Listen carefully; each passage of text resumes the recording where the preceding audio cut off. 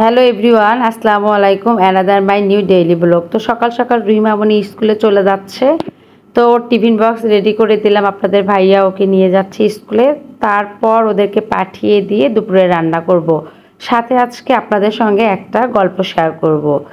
গল্প বলতে পারেন বা আমার মনের ইচ্ছাও বলতে পারেন। সন্তান হচ্ছে নিজের সম্পদ।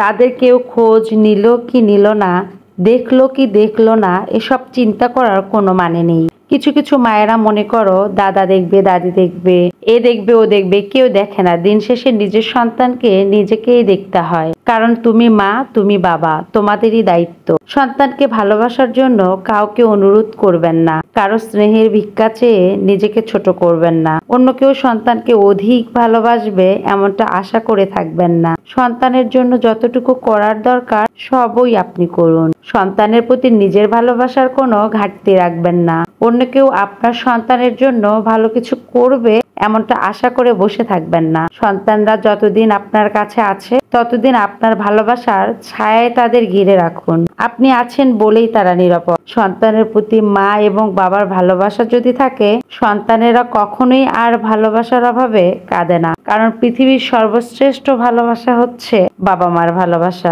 সবসময় আপনি আপনার সন্তানকে ভালোবাসবেন, দোয়ায় রাখবেন। এটাই হচ্ছে সন্তানের জন্য বাবা মার সবচেয়ে শ্রেষ্ঠ নিয়ামত এবং রহমত আল্লাহ তাআলার পক্ষ থেকে। আর অনেকেই আশা করে থাকেন শ্বশুর করবে, শাশুড়ি করবে, মানে বাচ্চার দাদা দাদি বা চাচা চাচি বা বলতে পারেন যে ফুপু ফুপা, কেউই করে না ভাই। দিন শেষে আপনার বাচ্চা আপনাকেই করতে হবে। ইনফ্যাক্ট অনেকেই বলে যে তুমি বাচ্চা জন্ম দাও, আমি লালন পালন করব। কেউ করে না। আপনার বাচ্চাকে আপনাকেই লালন পালন করতে হবে।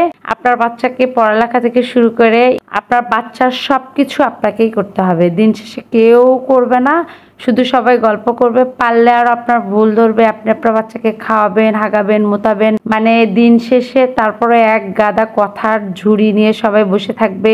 বাচ্চার এটা হলো কেন, বাচ্চাকে ওটা করো নাই কেন, মানে আপনাকে কথা শোনাতে কেউ দ্বিধাবোধ করবে না, দ্বিতীয়বার ভাববে না। কিন্তু আপনি যে সারাদিন বাচ্চার জন্য এত কিছু করছেন, এটা অনেকে বুঝেও বুঝতে চাইবে না।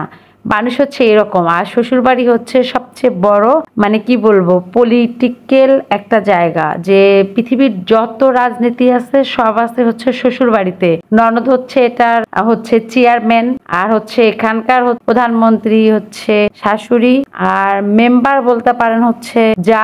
তো এটাই হচ্ছে মেয়েদের জীবন। প্রতিটি মেয়েকেই বলবো মানিয়ে গুছিয়ে নিজের বাচ্চাকে মানুষ করতে, অন্যর প্রতি এক্সপেকটেশন কম রাখতে। কারণ তোমার বাচ্চাকে তুমি যতটা ভালোবাসা দিবে, অন্য কেউ এই পৃথিবীতে ততটা ভালোবাসা দিতে পারবে না।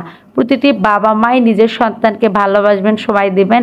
এতটুকুই মেসেজ দেবার ছিল আমার পক্ষ থেকে। আমি যেটা করি আমার সন্তানদের সাথে। সবাই ভালো থাকবেন। আল্লাহ হাফেজ, টাটা।